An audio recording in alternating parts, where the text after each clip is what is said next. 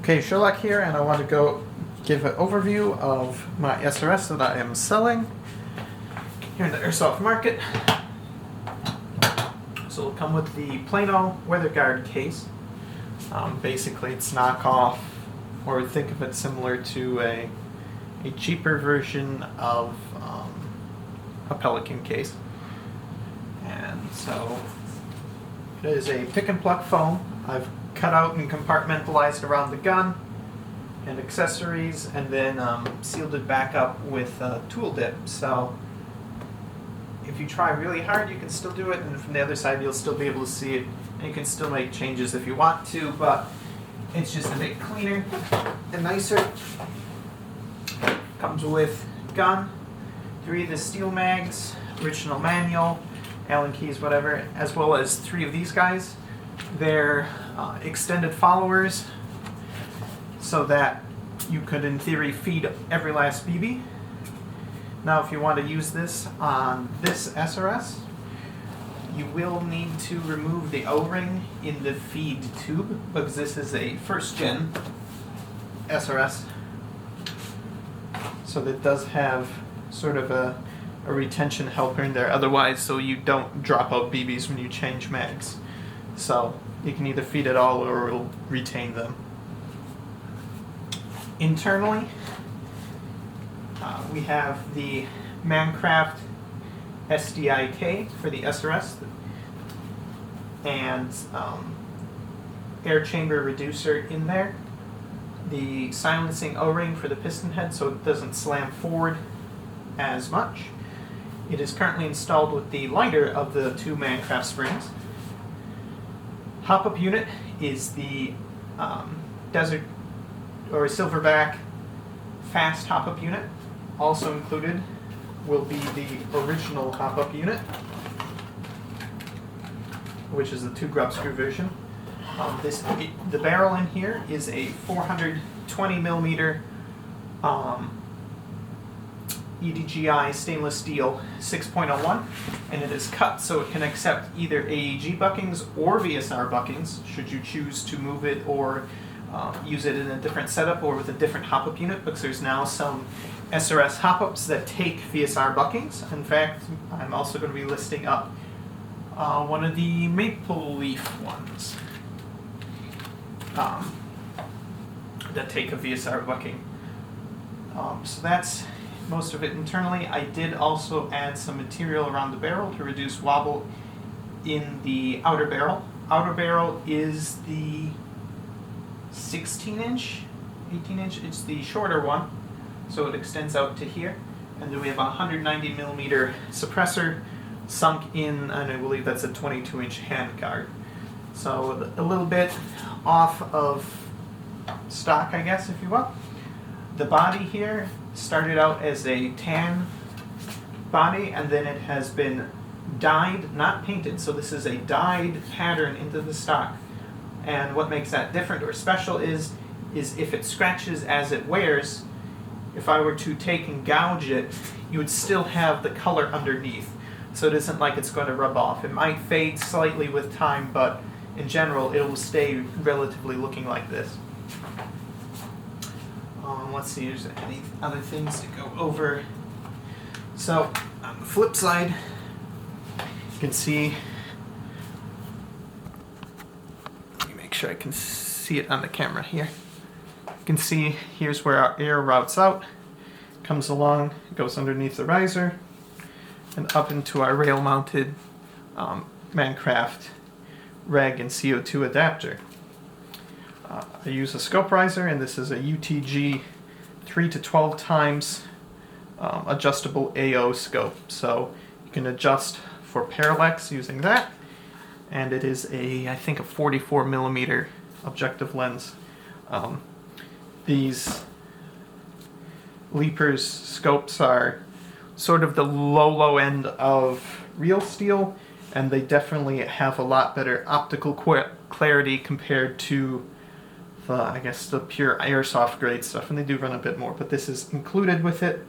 And there's also the front scope cover. There is a piece of Lexan just set into the front here as a BB protector, as well as there's an additional one also in the front scope cover if you choose to use that. So you can pop this out too.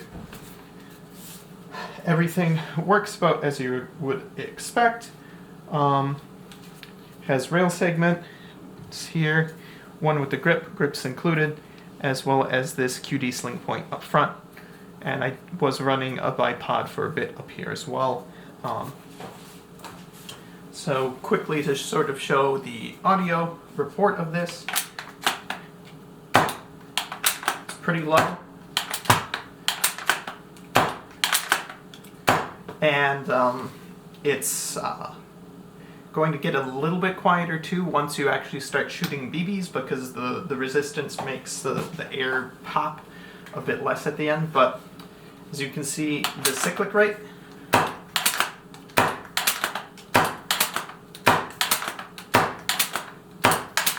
is absolutely fantastic for a sniper because of the shorter pull of the SDIK and that it's lighter.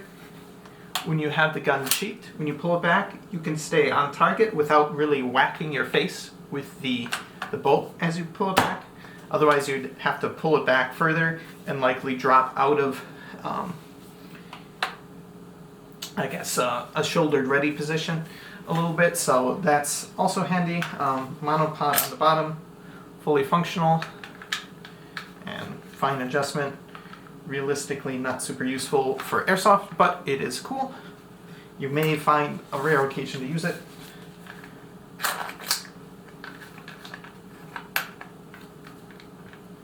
you go. Trying to think. Anything else? I do have a couple more plates. I need to dig them out.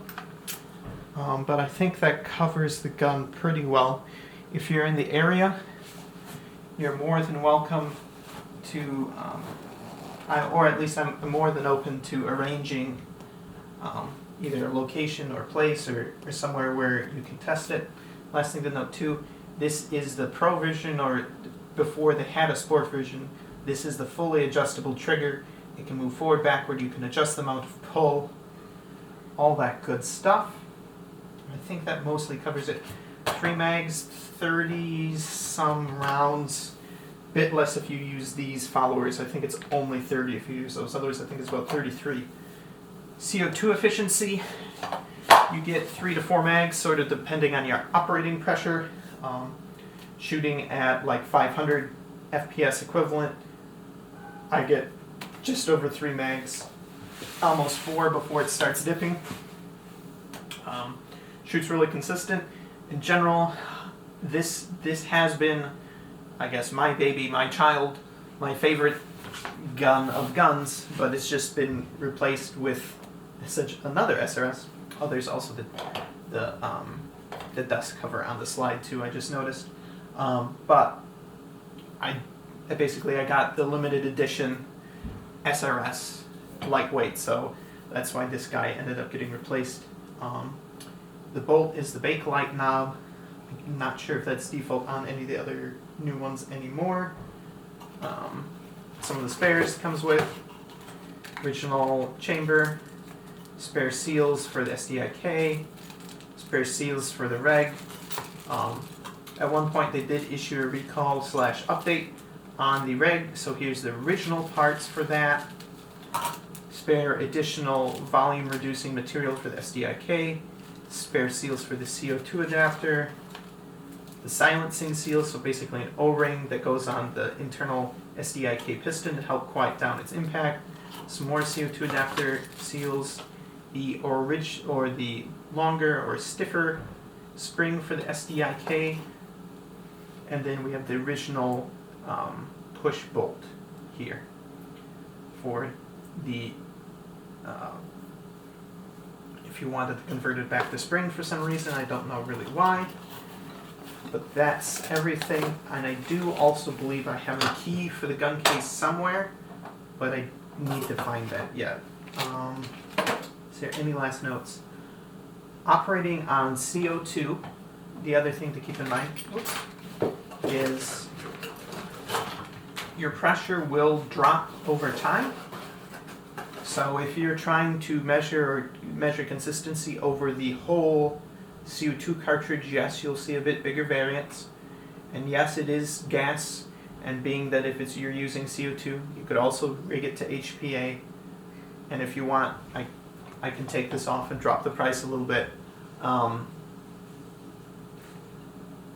You're going to be affected by weather some, if it's particularly cold, but it's mostly just major changes in temperature will affect basically the pressure graph.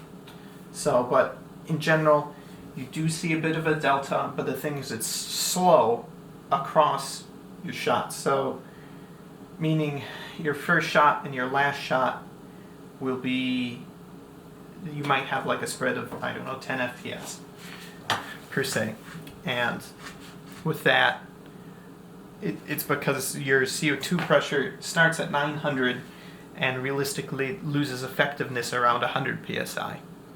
So that 800 psi spring in here changes your output pressure by a couple psi over the duration of it, so you'll see a slow change. But in general, when you're shooting, it's easy enough to correct for that because you see where your last shot lands. Realistically, given that there's wind and other environmental variables that, you know, it's airsoft, your BBs cannot be immune to wind. They'll always be affected to it to an extent, even if you're shooting really heavy stuff. You just adjust, you shoot again. You missed, you adjust, you shoot again, is the thing. So it's like, as you're shooting throughout it, you sort of naturally just adjust. So I personally have not seen or had any problems with that. I've easily done shots out to about 300 feet, and in general, at least in my area, I've never really had, I guess, or seen or been up against a comparable sniper in the field. This is a really nice gun, and very sad to see it go, but other projects to fund. Last thing I will note is if you are interested as well, I am willing to do, at I guess no cost in labor, but just the equivalent cost in parts, after subtracting off the value for this CO2 reg setup, is I would be willing to basically, I guess for parts alone, no labor for the install, setup, and testing, build a similar setup to what I have on my new SRS Lightweight, which is completely internalized CO2 adapter, but that you're talking,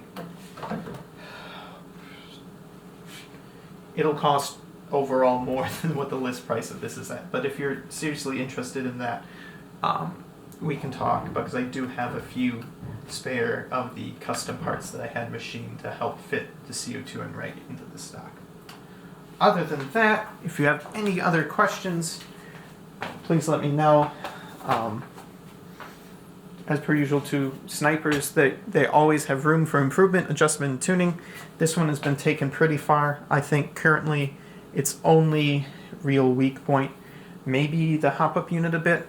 The Mancrat or the stock Silverback one is not in terms perfect with the air seal. On my new build, I'm playing around a bit with one that uses VSR bucking. I'm getting perfect air seal, but my cyclic rate is a bit harder because the bucking grabs the nozzle some. So there's some trade-offs, and some trade-offs you may find with that.